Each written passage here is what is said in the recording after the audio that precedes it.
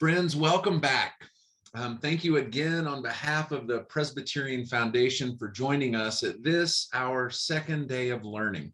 I'm Joseph Moore. I am a Presbyterian pastor and serve as a ministry relations officer for the foundation.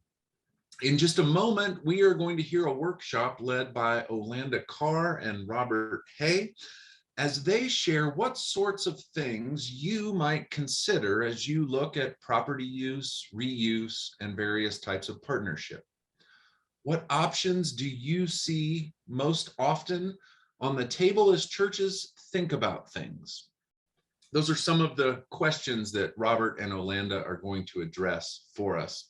I want to remind you that at 5:30 Eastern, 2:30 Pacific, the Foundation's very own Paul Greer will lead a workshop helping us understand finance as it relates to church property. You'll note that the presentations today are moving from seeking to answer the question why to what, finally to the how of all of this. So if you missed Maggie's workshop earlier, I think you'll want to go back and listen to it when you receive the link to the workshop recordings next week. These are three different, but we think equally important workshops for you to consider as you look at your own congregation and your own context. Again, all three workshops are being recorded, and the link will be sent out on Tuesday of next week to all of our registrants. A reminder also that we are using the webinar version of Zoom today, and we have almost 500 people signed up for this day of learning. So we have disabled the chat function, but you are encouraged to use the Q&A button to submit any questions. Each presentation today will run between 60 and 90 minutes. That includes the question and answer time. So please don't hesitate to submit questions. And if we can't get to all of them, we'll do our very best to have our presenters submit written questions or responses to the ones that we can't get to today. Again, we'll use the Q&A button, not the chat, to submit questions for our presenters. So thank you again for joining us as we continue to explore various facets of mission and vision and issues related to property in the lives of our Presbyterian congregations. With that, ladies and gentlemen, Olanda Carr and Robert Hay.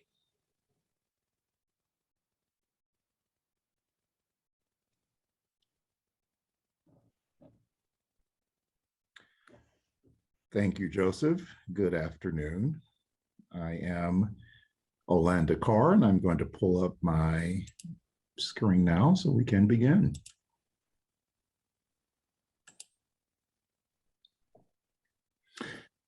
As Joseph has mentioned, today we will be discussing the options for repurposing church property.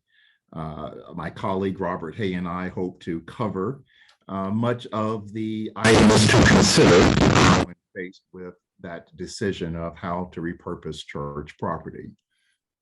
I am the Senior Ministry Relations Officer for the East Region, serving the Presbyterian Foundation. The states in my area cover North and South Carolina, Virginia, and Washington, D.C. And Robert? And I am Robert Hay, Jr. I'm the Senior Ministry Relations Officer covering the Southeast region, which includes Mississippi, Alabama, Georgia, Florida, Tennessee, and the territory of Puerto Rico.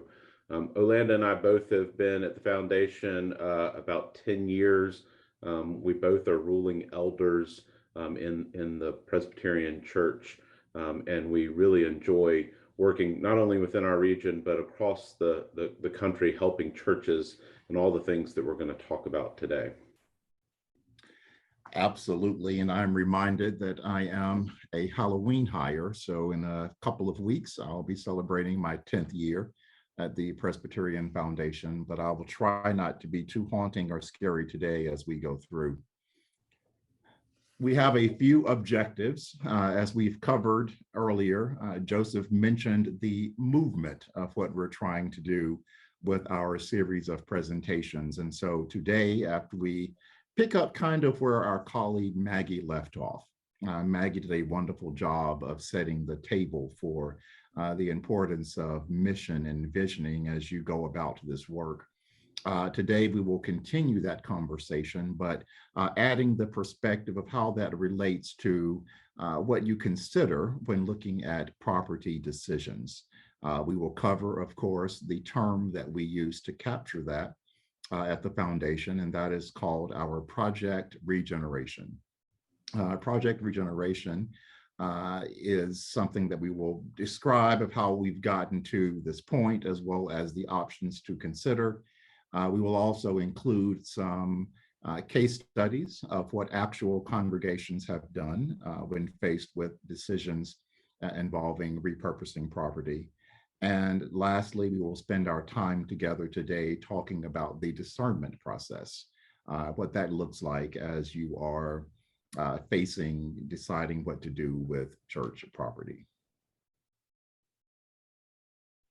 So Project Regeneration is a program that we started, almost 10 years ago in 2013. Our colleague Paul Greer, who is going to be leading the last session of the day today, was the driving force of putting Project Regeneration together in 2013, and was the main point of contact for the program for its existence. And what Project Regeneration was attempting to do was helping churches that had found that moment of inflection around their property. Churches are just like us as individuals. Oftentimes, the most valuable asset that we have is our home. And at some point in our life, we may need to leverage that asset in a different way. Much like a family that buys a big home when they've got young children, and then they grow, and then they find that now they need to downsize and move into a different size home, but they've grown some equity in that home, and so that their home is their most valuable asset. And churches are very similar. Churches, their largest asset most times is their property. And so Project Regeneration was put together to go help a church figure out how to leverage their most valuable asset for their future. Sometimes that meant mergers, sometimes that meant sales, sometimes that meant closures and how you leave a legacy. But it was all around kind of how you leverage your property to do ministry for the next phase of whatever your church life looks like.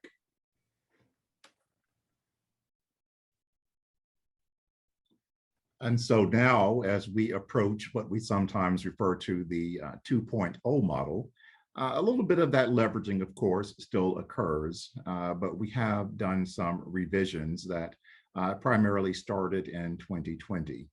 Of course, at the time, we had no idea that 2020 was going to be the year of constant change, as we all experienced. But we were able to roll out a new discernment-based model with Project Regeneration. You may recall that when we talked about the objectives for our time together today, that we mentioned we would cover discernment. Well, discernment, we have discovered through the past several years, is really critical when trying to determine what to do with not only your property, but as well as your overall mission and visioning. Again, how that relates to the earlier talks that we heard this morning. And so we integrated a model that we will cover today that focuses on how we can walk alongside with our congregations in terms of helping you discern what's next, discern where God is leading the church, discern how that impacts your current property, if at all. Does it mean a repurposing, or does it mean a property sale of sorts, et cetera? So it is definitely that continued assistance with matters of property that Robert just spoke of, and how we leverage our property and what it means. But it's more of adding that discernment piece that we have decided that is very critical to that overall process.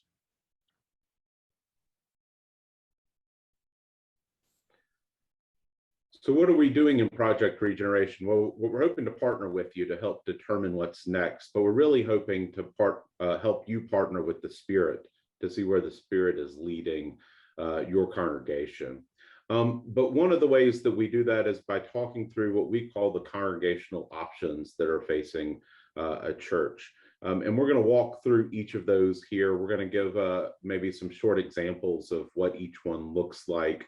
And there's 7 options. Of course, there's so many options available to a church's future, and not every option fits into one of these 7.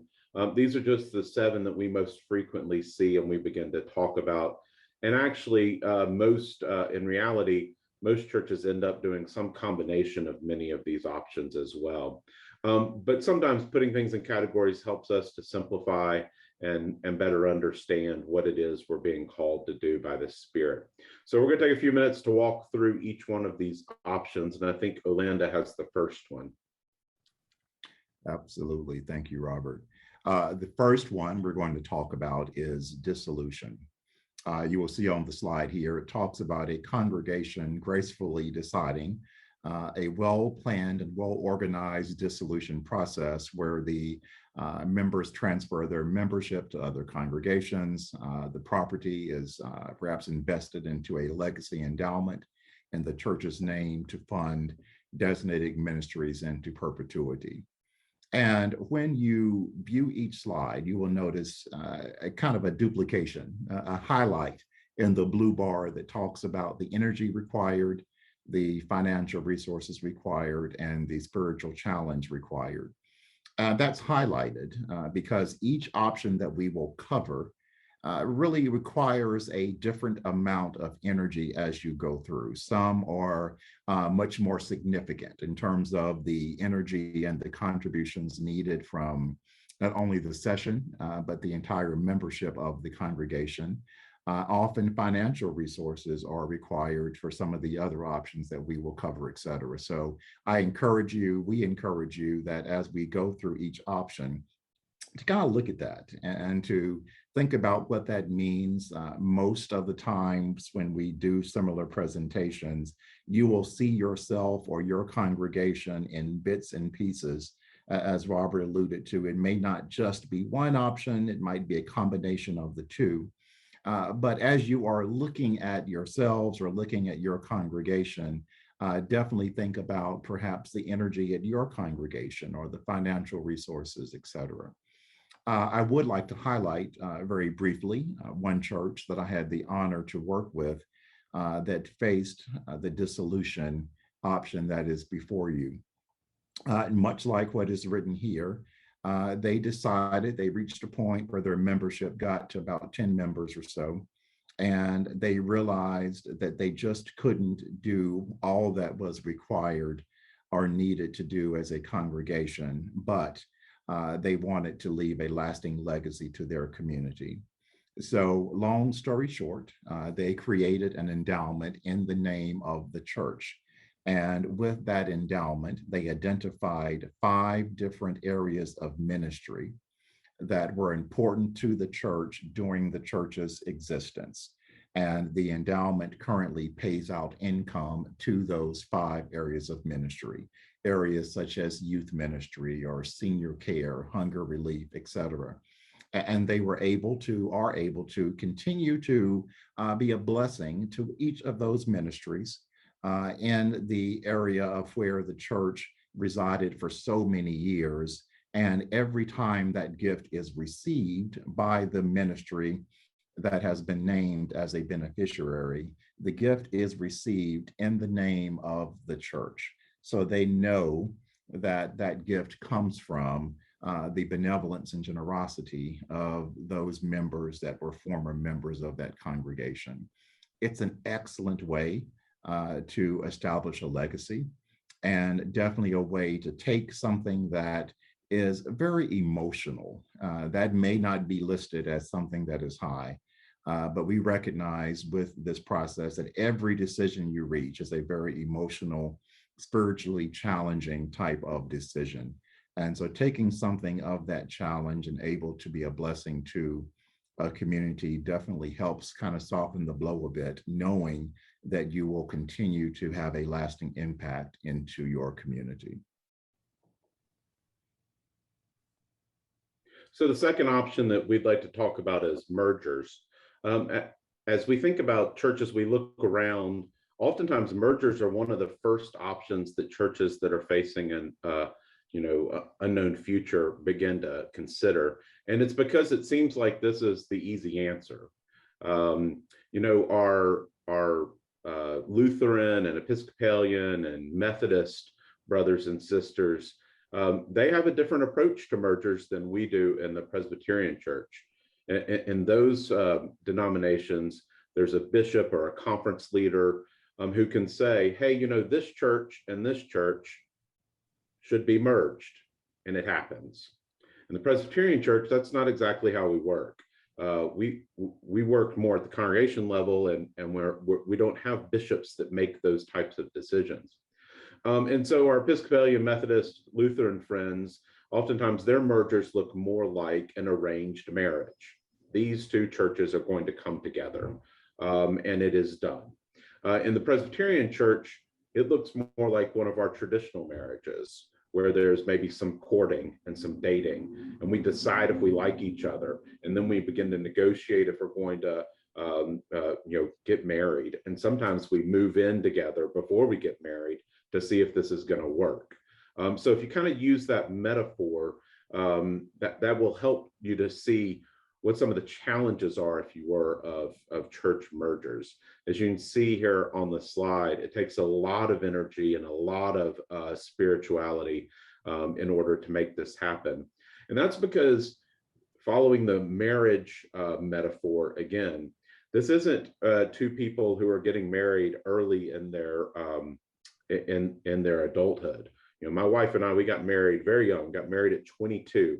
And so we built our adult lives together and built our life together. What this is more like is two people maybe in their 60s or 50s getting married.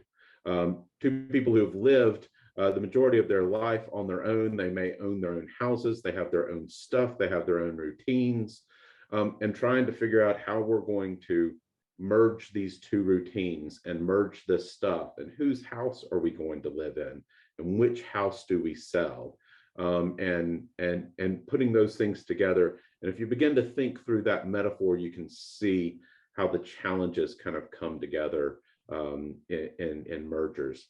There actually aren't a lot of mergers in the Peace USA. There's a lot of talk of mergers. We have seen more and more over the last few years because there's been more willingness to it, but because of the challenges, it oftentimes is difficult.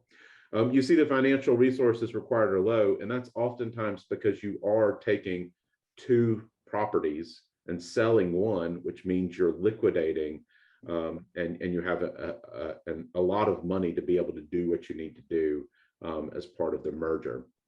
So that's one of the big advantages of a merger.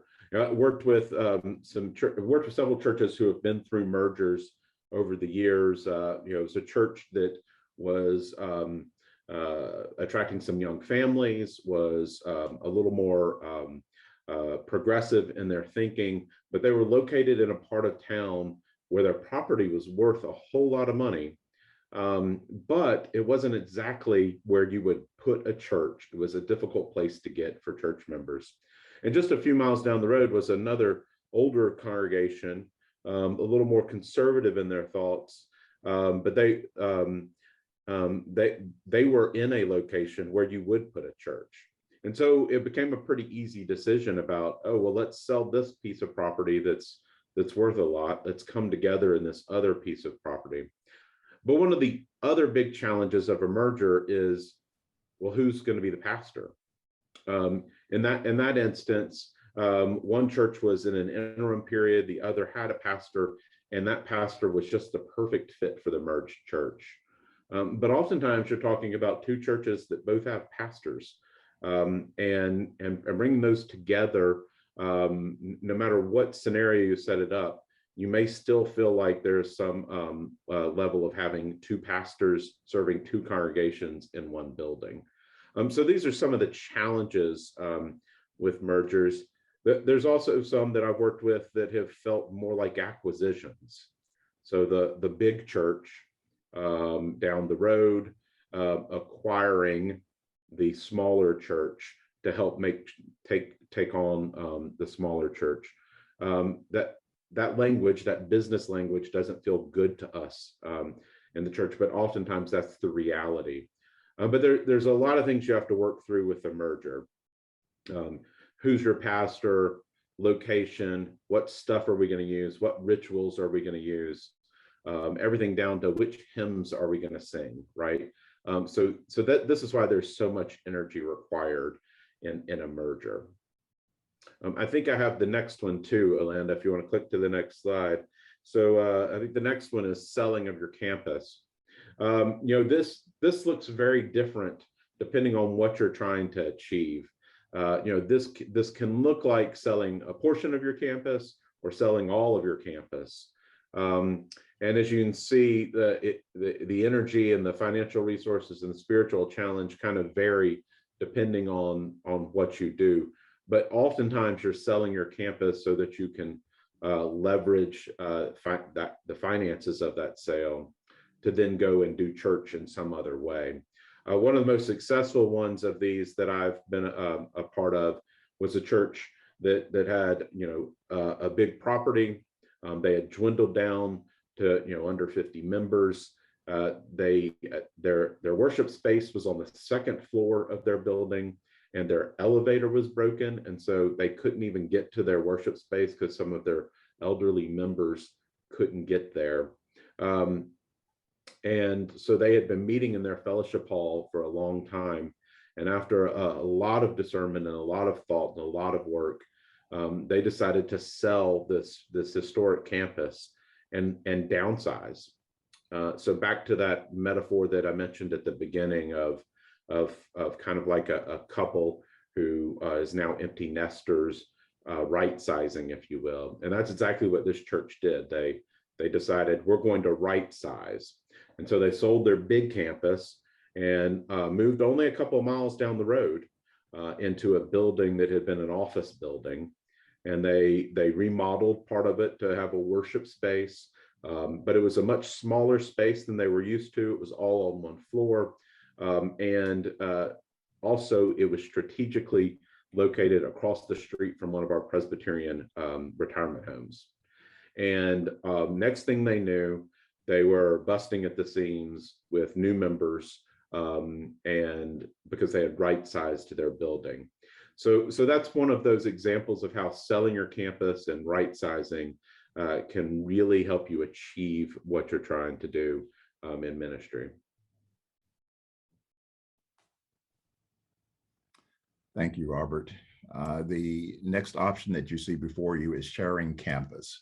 So if we're staying with our metaphor, sometimes you decide maybe it's better if we're just roommates.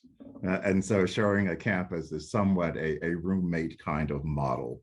Models vary, as you see here, where sometimes a congregation is nesting in your space, to sometimes offering the bulk of the campus to another organization, hosting another congregation, which becomes the dominant worshiping community, etc.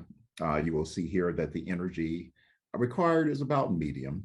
Again, continuing with our roommate analogy and couple analogy kind of thing, if you are rooming together versus a merger, the energy is going to be a little bit less in a sharing campus model. You're able to maintain perhaps a bit of your identity, but you are sharing a physical space. The financial resources required varies from medium to high, and the spiritual challenge is a bit lower because, again, you are maintaining your identity. You're just literally sharing a space with one another. I actually have had the pleasure of working with quite a few congregations that use this model. The first one that I can think of is perhaps maybe more traditional in a sense, in that it's two congregations from the PCUSA, because that may or may not be the case, as this slide is pointing out. But one example that I can think of, it's one church that has been around, growing up in the Bible Belt, but most churches in Roberts in my area have been around for quite a number of years. And so it's a church that's been around for 100 plus years, dwindling membership, and found themselves in a position to have space that someone could use. We'll enter into this conversation a new church development or a worshiping community that has been around maybe about 5 years, quite the polar opposite. And needing space, they had tried out a couple of different areas, none of those quite worked out. And so when they learned of churches, the first church mentioned in this scenario having that space, they began with the conversation. And if you were looking at some of the videos that we showed in the interim between this session and the first session, you would notice that Tom Taylor mentioned sometimes it just starts with a conversation. And so they talked about it and it worked out. And that's been going on now for about, I believe 2 years or so, where they have enjoyed a very successful model of just sharing that space. Each church has its own name, own identity, different worship services, et cetera, and they're able to meet at different times. And so it's not a conflict. All kinds of things have worked with that, and it continues to be successful. I will mention one briefly that's a new entry for this slide because I just learned of them the other day. I had the pleasure of worshiping with a congregation on Sunday, and I was very impressed that they're nesting with 2 other congregations in a shared campus model. And neither of those congregations are actually churches belonging to our denomination. One is a Lutheran church and one is the Nigerian congregation. And so they're able to actually worship around the same time due to the size of that campus, but yet they are able to, again, share space and share resources. And so I am seeing that pop up more and more, and I will imagine that my colleagues are seeing that happen from time to time in their respective regions as well. So it is something that can be of benefit when you're looking at resource deployment and other things, that sharing campus might be a good fit for you. So this next option is really popular in our non-denominational churches. And it's this idea of kind of a church going dark, if you will, closing for some period of time and then reopening, oftentimes branded as a different church. If you think about this as a restaurant, right? Maybe this is the Mexican restaurant that the owners finally close and then they reopen it 6 months later as an Italian restaurant. And so it's branded differently. It's got all different food. It's got all different people. It's attracting different people. And that's really popular among our non-denominational brothers and sisters. In our Presbyterian context, this would probably look more like option 1, which was dissolution, a church closing, and the property going to the presbytery as it does, and then the presbytery deciding to plant a new church development in the same location. And we've had some success seeing that occur. Although, as you can see, the energy, the financial resources, and the spiritual challenges are very high, because in that scenario, the financial resources required are high because you have not been able to leverage the sale of the property to fund the new ministry.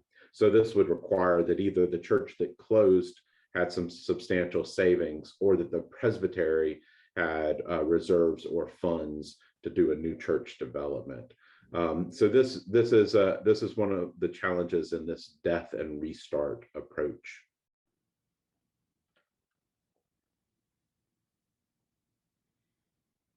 Somewhat related to death and restart, but a little bit different, would be a reinvention model. That is something that we see a little more of within our denomination, where churches make a change, a significant change sometimes, as you would see, or it might be more of a minor change. But regardless, the change is looking at targeting and doing something new. A revised ministry plan, again, strongly related to some of the presentation we heard earlier about really looking at that mission, really evaluating your vision, looking at what is it that you hope to do well and how that can be repurposed into a reinvention. Because of that, almost everything is high, as you're noticing here. It takes high energy, it takes resources, and it's definitely spiritually challenging to say we are going to do something new and bold. As scripture reminds, can you perceive that? Can you perceive something that new and bold and exciting with a reinvention model? Often churches will begin and say, yes, we can do that. And then they'll get started and say, okay, I'm not sure. It definitely takes more resources than perhaps we have at this stage of our ministry. I have luckily seen a couple of congregations, however, able to really do some really dramatic reinventions. One such congregation really had gotten to the point where they had contacted the Presbyterian and said, we can't do this anymore. Give us an administrative commission and we're done. And as that was happening, a couple happened to join the church and said, hey, we're not ready for this to end just yet. And long story short, they began to work and really looked at the community and how it had changed around the church, how it was a growing area of a large metropolitan city. And it came up with a new ministry, slightly changed the name a bit, but basically just came up with a completely new identity. And that church is thriving to this day and really doing well. Another example, very similar to that, in that they also responded to the community. I think that is something that is very significant when you're looking at a reinvention.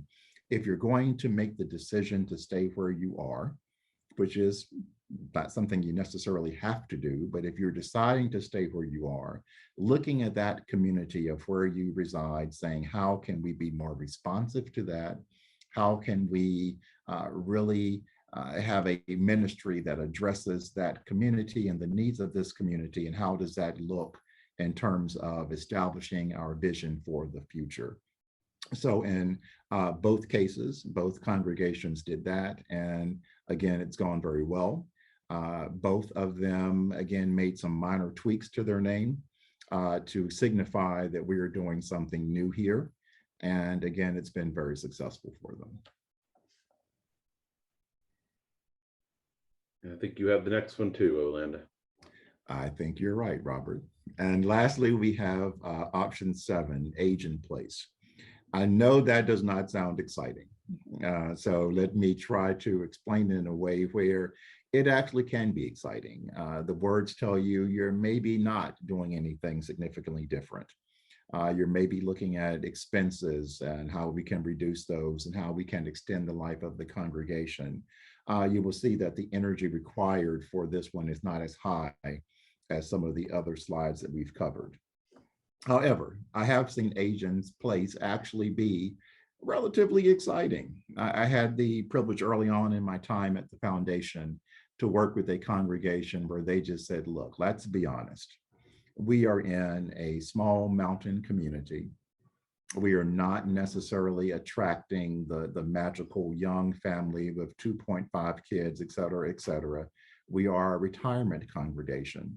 But let's be the best retirement congregation that we know how to be. And so they aligned themselves with a commissioned ruling elder, kind of a clergy couple.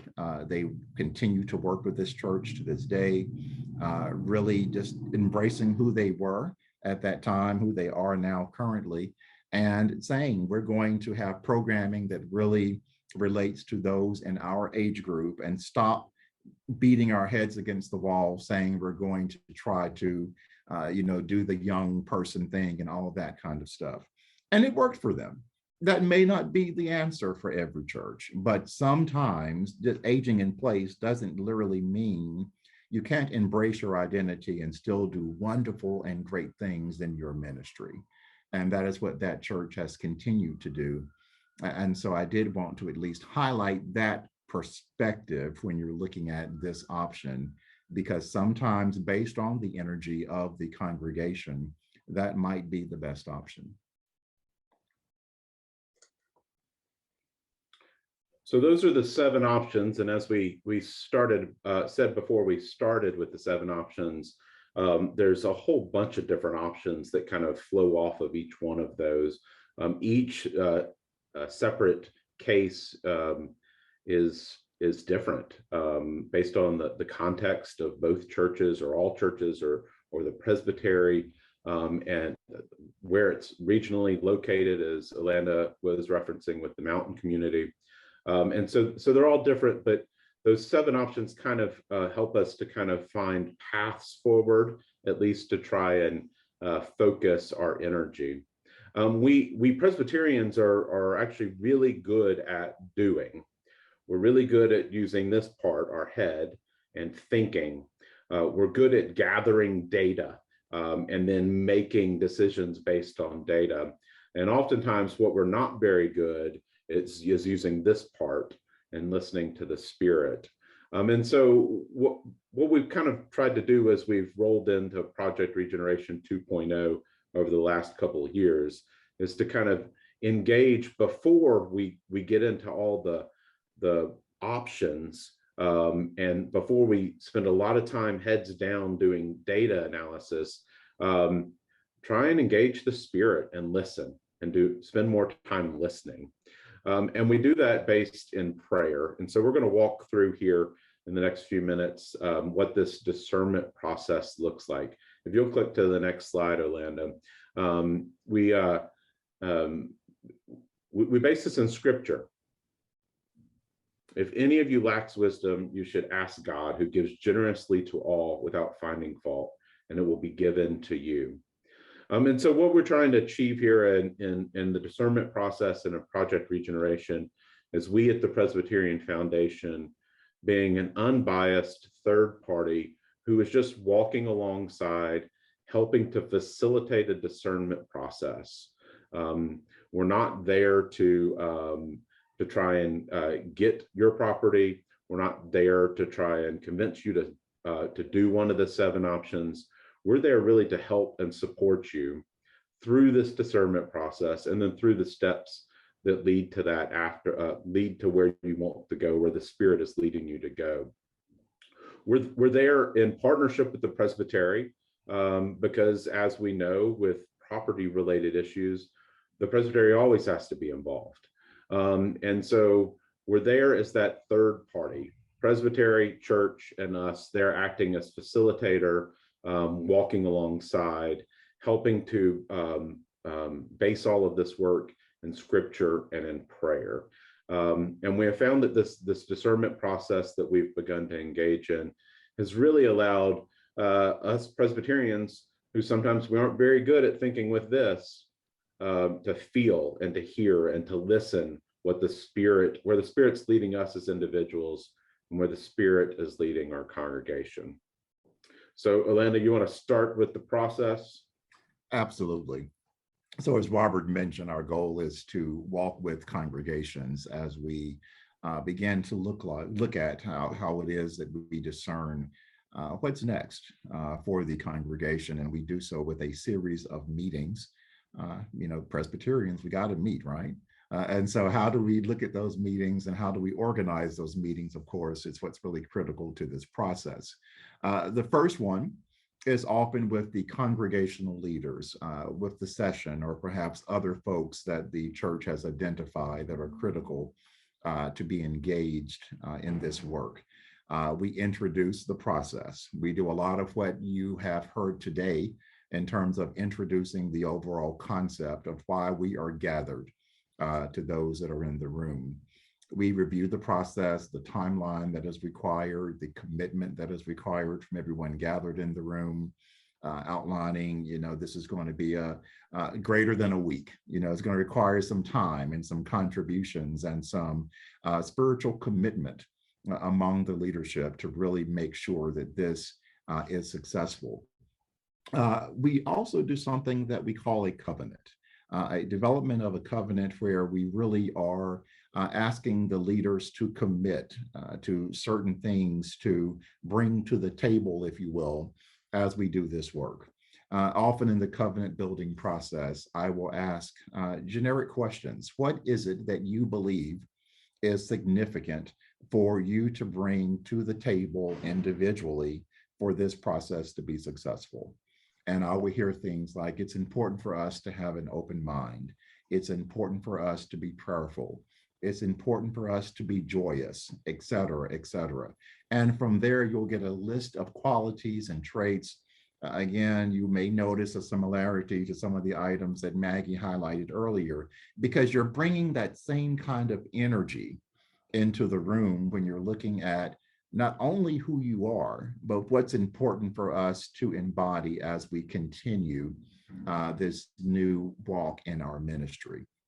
It will also be an opportunity for you to share concerns. This, again, as we've mentioned a time or two already today, we recognize can be emotional.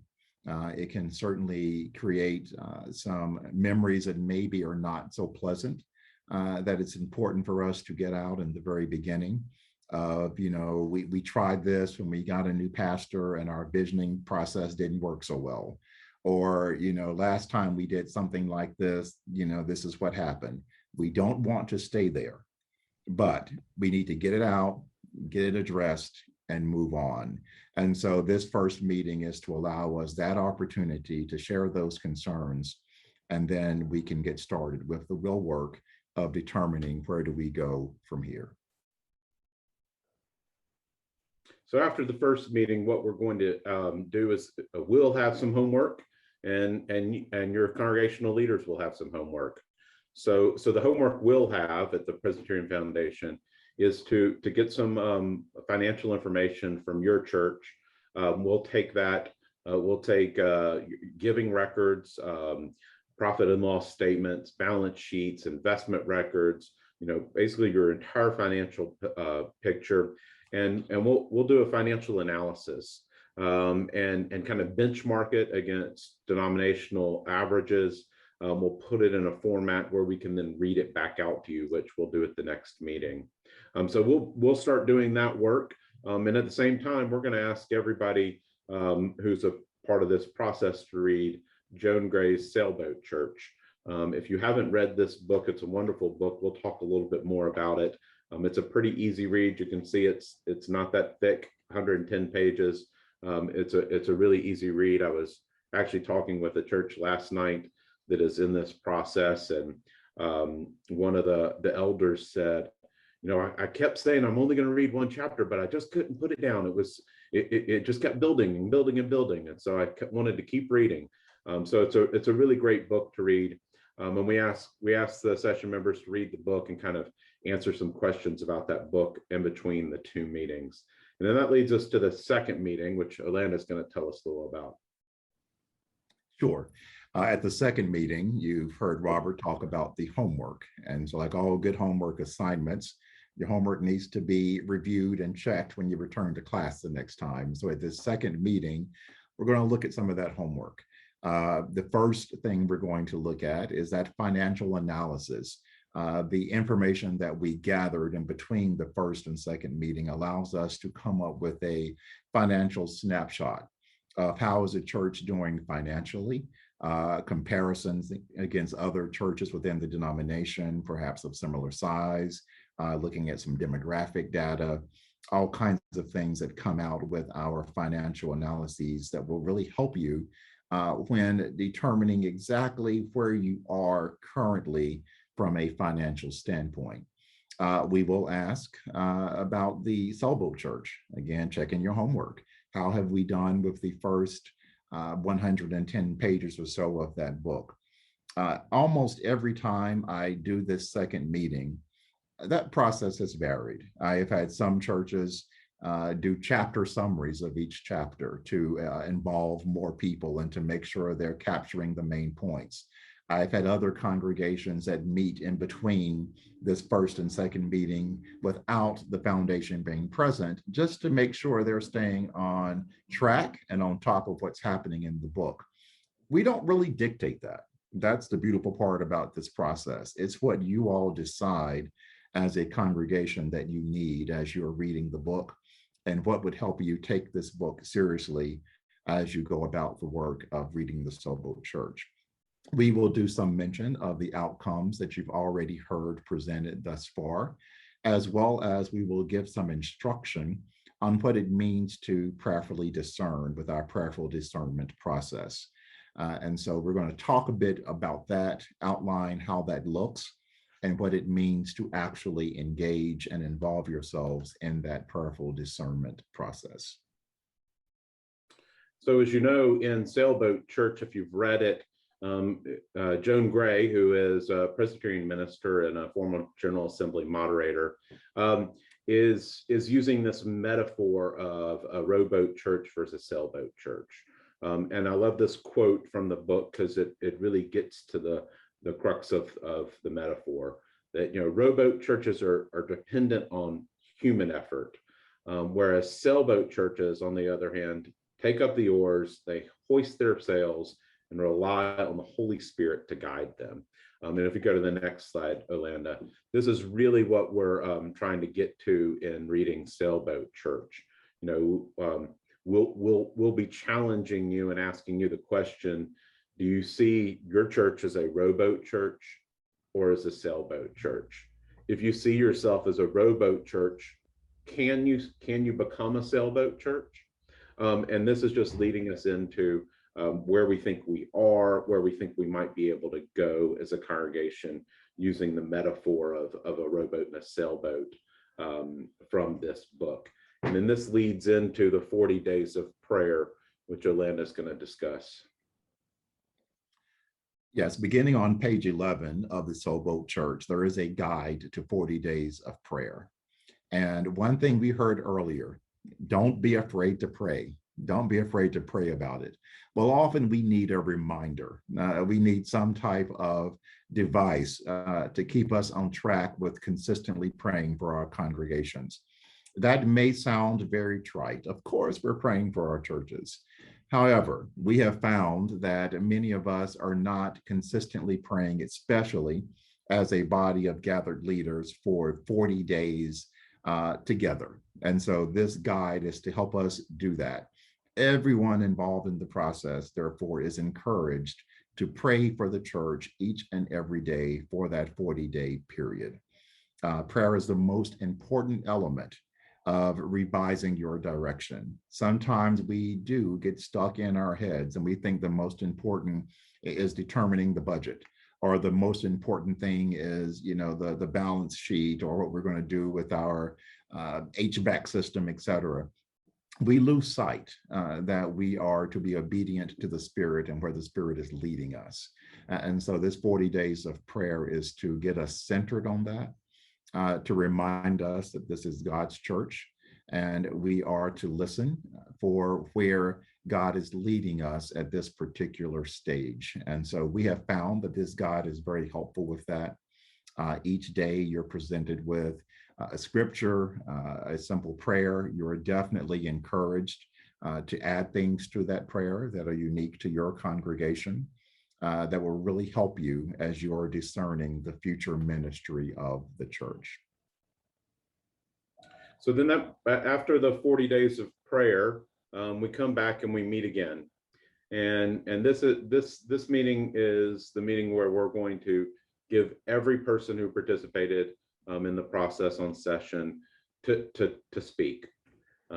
Everyone's going to have the opportunity to share how their 40 days of prayer went, where they may have heard the Spirit leading them as an individual, where they may hear the Spirit leading the congregation. And this is going to be a time of sharing what we heard, but also continuing to listen to what our fellow church members and elders heard. And we believe kind of this coming together of listening will help us to discern where the Spirit is leading our congregation. So once we've spent some time doing that and everyone feels like they've had their say, we then will talk about, we'll revisit those 7 options. And you can go to the next slide, Olanda. We'll revisit those 7 options. And the goal here would be to find some consensus around one of those options. More often what happens is we find that we're eliminating some options. And so we're going from 7 to 2 or 7 to 3 options. But the goal here would be to get from 7 options to 1 option, that there's some consensus around, that you believe that the Spirit is leading your congregation forward in that way. And now that we've got some consensus, and we believe we've got the Spirit on our side, then we can begin to take the steps and get back to some of the work we as Presbyterians are really good at, some of the head thinking, data, movement of finances and property and leveraging assets, and creative reinvention, or legacy planning, or whatever might be that option that we think we need to focus on. And then we at the foundation will continue to walk alongside you and your presbytery, and helping to make those options come to. I think that brings us to the end of the process, and I guess brings us to questions. Olanda, you have anything to add before we open the floor to questions? No, I think you're right. I think that brings us to the end. And so we do have time, of course, for questions, and we would love to address them. So I'm going to stop sharing my screen at this time.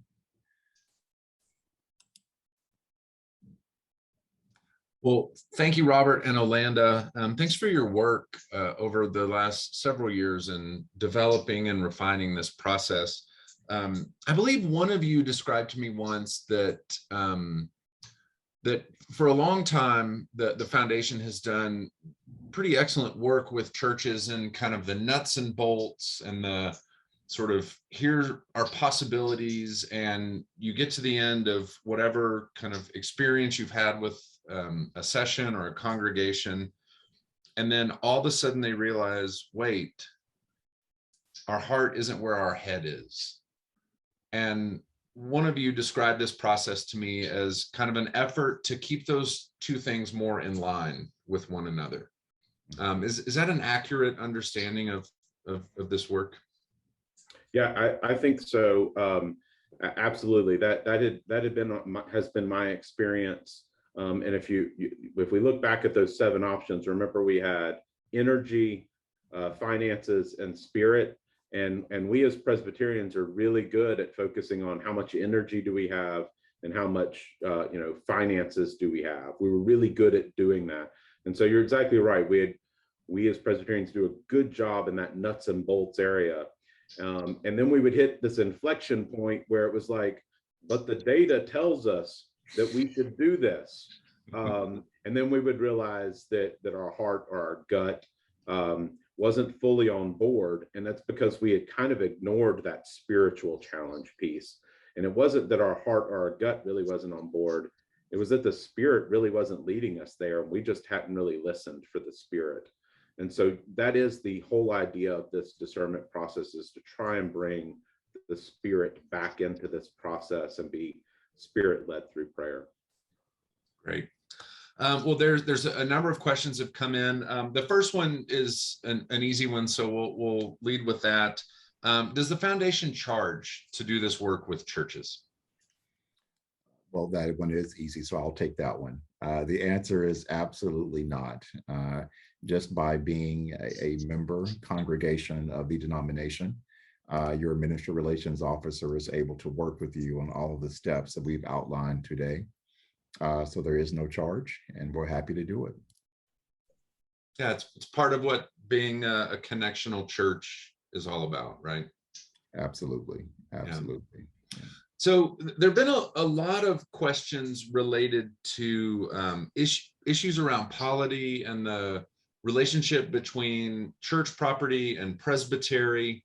And so while this isn't kind of a mid-council type conference, there's enough questions that I think it might be helpful if either or both of you would address some of these. And so we'll go through kind of one at a time. Some of them might overlap, so we can, if we answer one, we'll just move on. Someone said, I believe our congregation property reverts to presbytery. In that case, how can proceeds support a legacy endowment? Sure. So that question gets it part of the stickiness of how each presbytery does this different. So yes, in the Presbyterian Church, our property is held in trust for the denomination by the presbytery. And so if a church does close, the presbytery does, unless a church opted out based on the reunion clause, the property does revert to the presbytery, and the presbytery would have ownership in that. In reality, in practice, most presbyteries are really interested in working alongside a church to help a church to leave its legacy. Some presbyteries have enacted policies that say when a church closes and sells its property, that the church session gets to allocate some portion of those property sales. Some presbyteries haven't enacted any policies like that, and they just work on a case-by-case basis. So there absolutely has to be presbytery involvement in this. But in my experience, most presbyteries want to work alongside a church and partner with a church in these type of decisions to help honor a church that may decide that it's time to close, help honor that church's legacy. I think one of the challenges in this work sometimes is that there seems to be this adversarial relationship sometimes, or at least a perception of an adversarial relationship, that a church might believe that the presbytery just wants them to close so they can get their property. That has not been my experience with presbyteries. Most presbyteries want to partner with the church to do what the church and the spirit is leading that church to do. And so we as foundation reps kind of can walk there as that third party, unbiased party, to kind of help navigate some of those things and to help a church see that the presbytery is not an adversary. The presbytery really is a partner, and wants to be a partner in this. You have anything to add to that, Olanda? No, I would just echo. I was thinking of examples as you were speaking, and everyone that I have worked with, especially in the ones that have created the legacy endowment, the presbytery has been right there with the church. It has definitely been a partnership, depending on where you are with the stage. For instance, if it's at a closure or is already closed and it's an administrative commission portion, the presbytery is definitely more involved than if it's the opposite and the church is at a consideration point or that has not yet happened. But in both cases, or in all cases that I have worked with, the presbytery has been a wonderful partner. We have walked with both parties and helping them determine the best way to create a lasting legacy for the church. And so, yes, in terms of polity technicality, that is the case, but it has been something that has worked very well because, as we've mentioned several times, it really starts with open, honest, and loving conversation. What is the best way for us to leave a legacy for this church? And consistently, all parties agree that's what we're after. That's what we are trying to do. Someone wrote in the Q&A that they asked, and I think you both spoke to this a little bit, but they said, when did the foundation become a mid-council? It sounds like the foundation has entered into what is the work of the presbytery according to the Book of Order.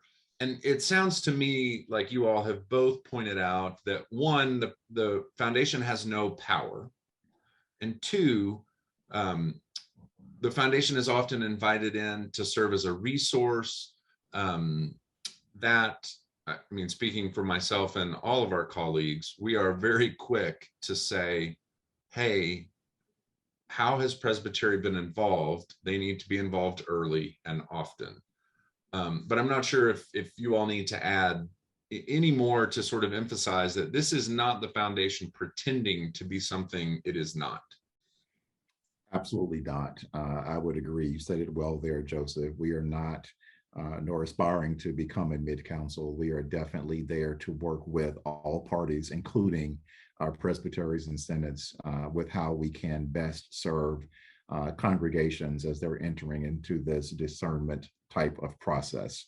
And so it's a partnership, but definitely not trying to become something that we're not. We're just definitely trying to be around the table to help when at all possible with how we can help discern where churches are going in the future.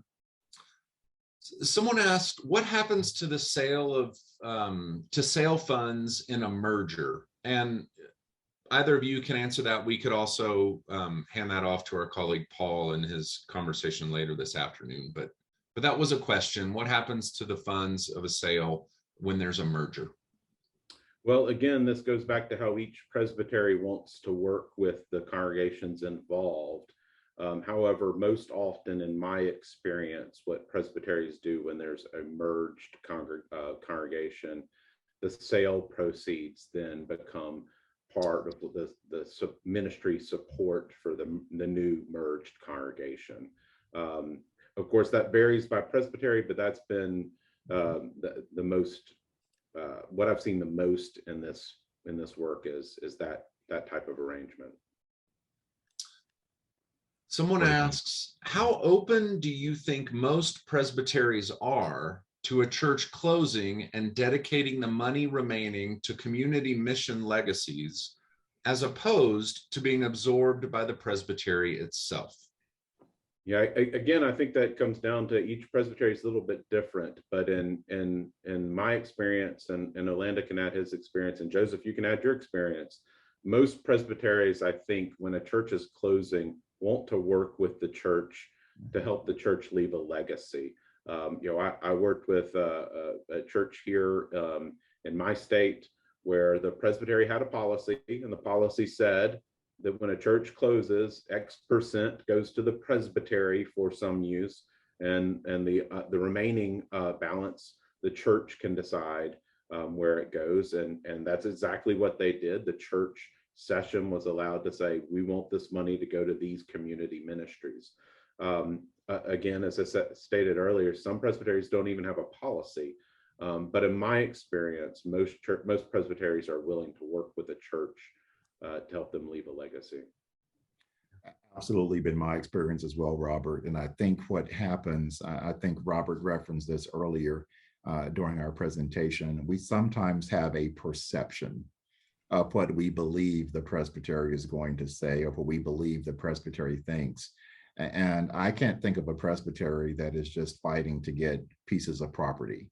That's not normally how it works for presbyteries. And so I go back to saying it starts with a conversation of really just having an open and honest conversation with the presbytery. And we're the first people to remind you of that when we go around the table. We will say, what is your involvement with the presbytery? Have you talked to the presbytery? And we are definitely always trying to strengthen that relationship and to really remind churches that it's not adversarial, it's a partnership. And what are we looking to do? And so I think I have found that most presbyteries are very open to thoughts of legacy, ideas, etc. And each presbytery is different, but I have found them all to be very open. Thanks. Someone wrote, my congregation is elderly with low energy, yet we have a great plot of land to be developed. Ideas, question mark. And then they said, prayer, question mark. Well, that's where you start, period.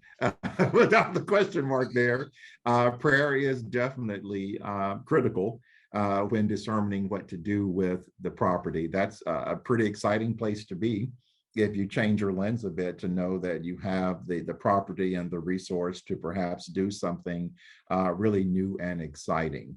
And so I would say it would begin a lot with what we covered today, looking at that discernment process and engaging your leaders into some type of prayer regimen where we consistently look at what is it that we could do, looking at who we are, looking at our energy level, but also looking at the resources that God has entrusted in our care. What is it that we could birth from this to create a new and exciting ministry? And of course, we're definitely willing to help you as you go through that process. Yeah. Robert, do you have anything to add to that? No, Olanda's exactly right. Yeah. This is related, but maybe a little bit different. What about congregations with a small membership, but with financial resources and a solid, user-friendly, attractive facility? How do they discern utilizing their building for community engagement and usage? And I guess I would add, this question really points to one of the great gifts that I think historically the Presbyterian Church has to offer our communities, and that we, in many of our cities and towns, have prime real estate, not in a financial sense, but in the sense that many of our churches are on land that used to be, is becoming once again the center of communities. How would you speak to a church in that situation that wanted to do some discernment work around how do we use this building more than just Sunday morning? Yeah, I think I would encourage a church in this situation to engage us in this discernment process and let us walk alongside them through this discernment process we've just outlined. But one of the things Olanda said earlier, I think is the key point, particularly when you start talking about engaging the community. And he was talking about it in the context of reinvention of your ministry. But really, this question goes to reinvention. It goes to how can we engage our community? And I think that begins by getting out in the community and finding out who the community around you is. Many of our churches really boomed in the 60s and 70s and 80s and suburban growth, and now we're in locations where maybe some of us have moved away from, and so the neighborhood that the church is in isn't the neighborhood that we live in anymore, and there's this whole new community around that church, right, that really could use support and ministry outreach. But we don't realize it, or sometimes we realize it and we're not exactly sure what to do with it. And really it takes getting out, knocking on doors, and getting to know your neighbors, getting to know your community, and seeing what it is they need. And then seeing if it's something you as a church can offer. And hopefully, if the Spirit aligns, what the community needs is something you can offer. And then that's what we're after. The only thing I would add to that last part, Robert, is critical. Does that community need match with what you can offer? And the cases that I highlighted earlier when we were speaking of reinvention, both churches responded well to the changing community, but that community was vastly different than what that church had become accustomed to for several years. And they drastically had to change programming and language offerings and all kinds of things to meet the needs of the community. And so it's really doing that honest assessment as well of, can we do this? You may recall that we highlighted the energy and spiritual challenge with such a change is pretty high. And that's why. Because it definitely requires you to make significant changes to your infrastructure and perhaps to other parts of your service, et cetera, to be accommodating to those changes. And it may or may not be a match there, but that's part of that discernment process that Robert was speaking of how has the community changed and how can we address that? And then really saying, can we really do this?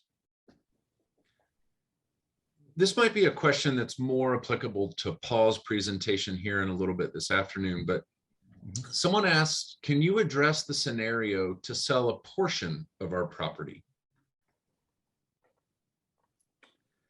Sure, we can talk briefly about that. I mean, if you've got a piece of your property that can easily be parceled off and sold, that is something you certainly can do. I've talked with a couple of churches that have done that. Maybe you've got that land that you were planning to build something on, and now you're never going to do it. Maybe it was just the adjacent lot that you purchased years ago because it became available and you wanted to make sure you had control over it. Again, any property sale has to involve the presbytery. So there still is a presbytery participation in this. I think that's probably the crux of that question, is the scenario, right? So again, in my experience, most presbyteries are going to walk alongside you and partner with you to help affirm that property sale and to help make sure that the proceeds of that property sale continue to stay with that church to kind of further ministry. I'm reading between the lines in that question, but I think that's probably what's behind that question. Yeah. Someone asks, what is a responsible thing to do with historic Presbyterian buildings, say 150 to 200 years old, when the congregation is ready, I would add, discerns that it's time to dissolve? Well, I think that's a matter of perspective of what's considered responsible. So that's the first thing I would say. Again, I go back to, we are stewards of resources that God has entrusted in our care. And so what does that mean?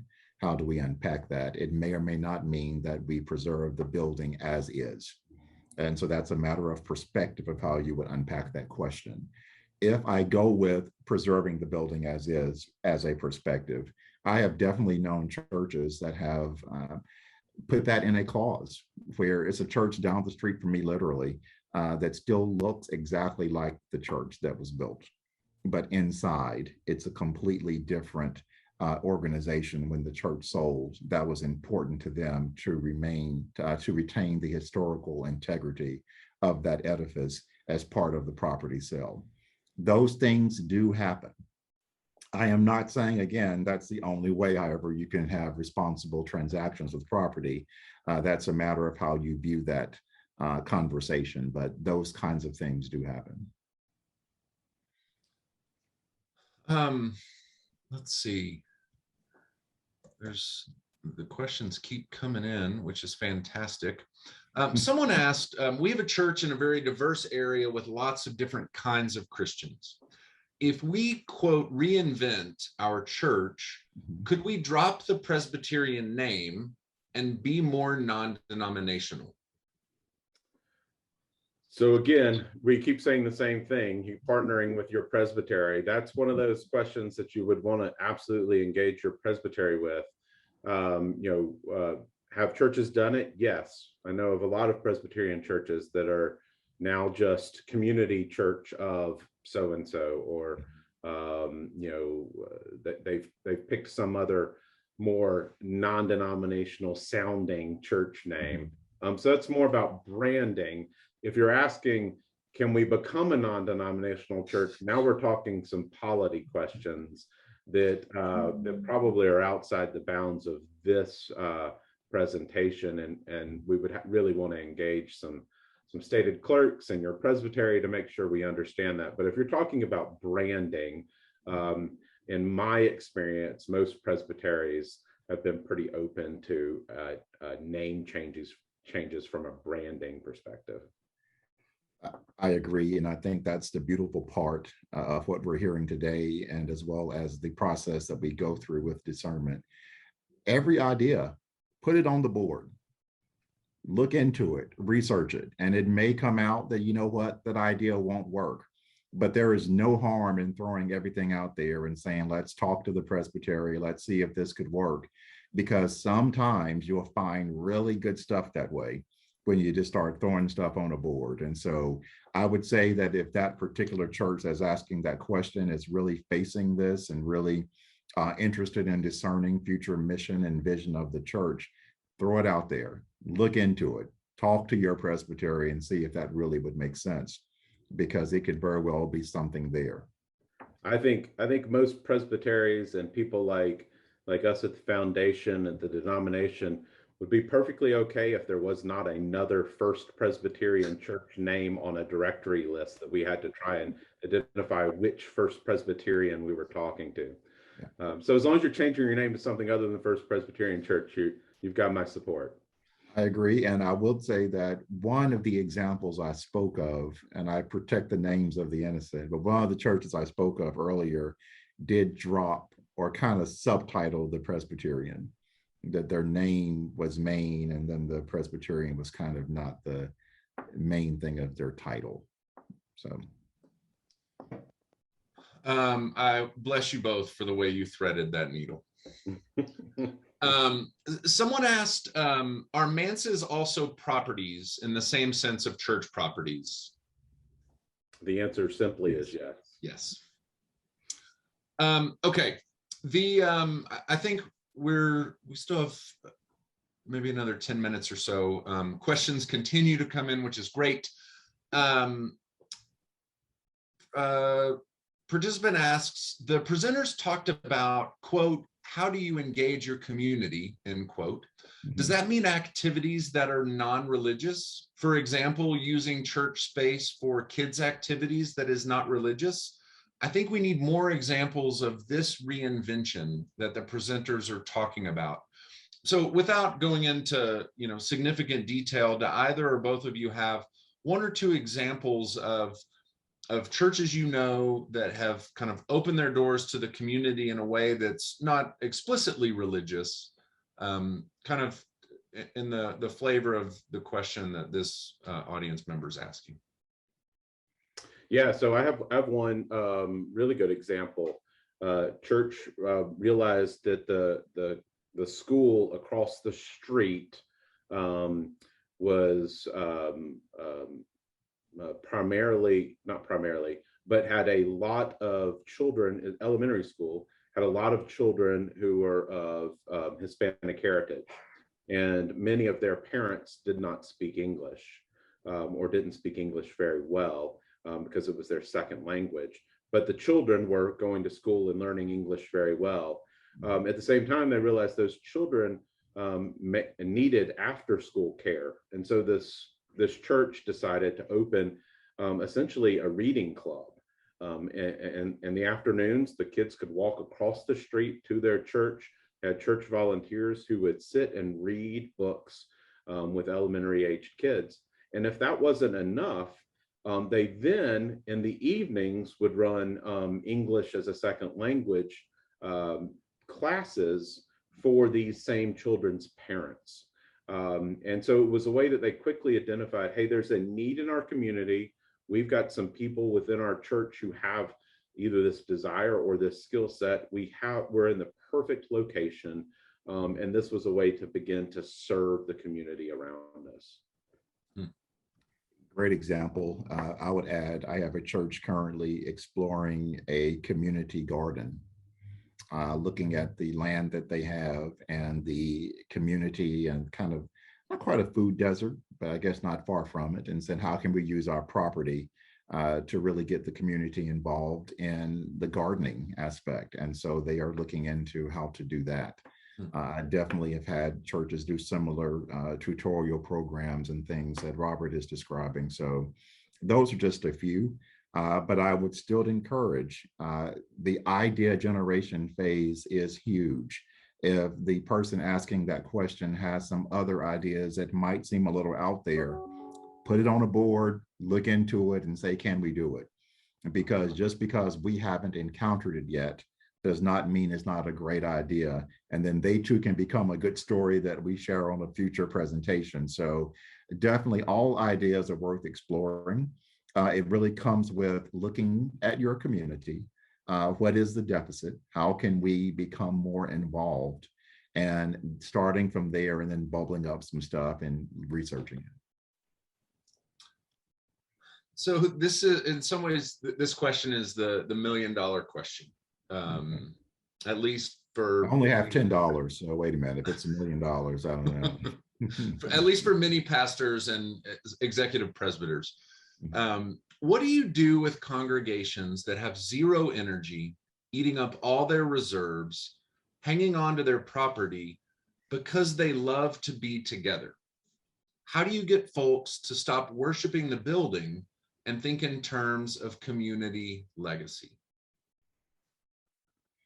Well, I think that's one of the things, as you pointed out, Joseph, right as we started the Q&A, was our hope and what we're experiencing through this prayerful, centered discernment process is that folks can stop thinking maybe here and start feeling here what the Spirit is leading. We also, oftentimes I think folks who are in that place fear closure because they believe it is failure.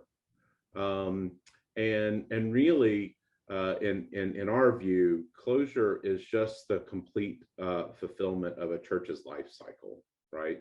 And it's not something to be feared. It's something that can be celebrated. That's why we talk about legacy as part of closure as well. So the tone of the question, though, was what do you do with these people, right? There's nothing we can make them do, right? That's part of our Presbyterian polity. We can maybe walk alongside and gently poke and prod and say, hey, wouldn't it maybe be better if, isn't it in the best interest of the church if, but there's nothing we can make that church do except maybe poke and prod and gently encourage and help walk alongside as they discern where the Spirit's leading them. Yeah. It's it requires some real sensitivity, doesn't it? Mm-hmm. Absolutely. Yeah, in some ways that we talk internally, and we've talked with Presbyterian leaders before. Sometimes we may envy our Methodist and Lutheran Episcopalian brothers and sisters who have a bishop who can just say, this is how it's going to be.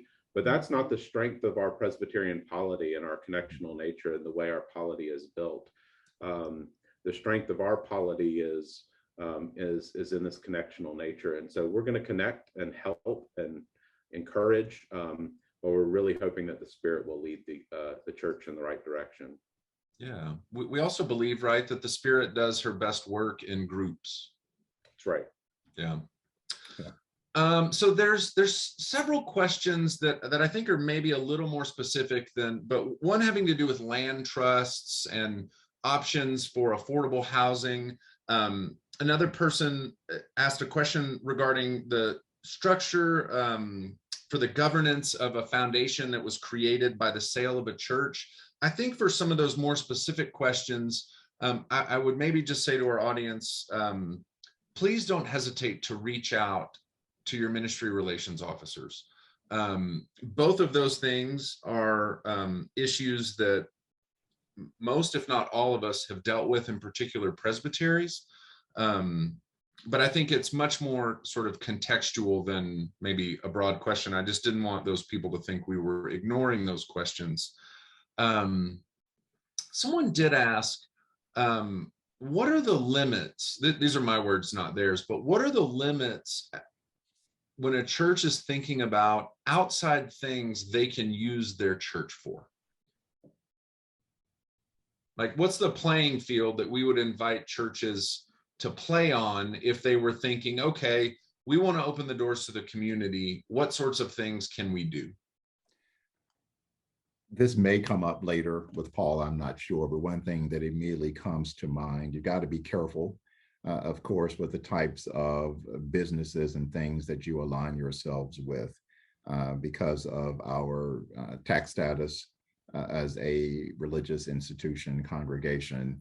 You can't just necessarily open a Starbucks in your church. It's going to be some things you got to be careful with. And so I still go back, even connecting that with the land trust and all those things. I still go back to, however, instead of thinking limits, think no limits.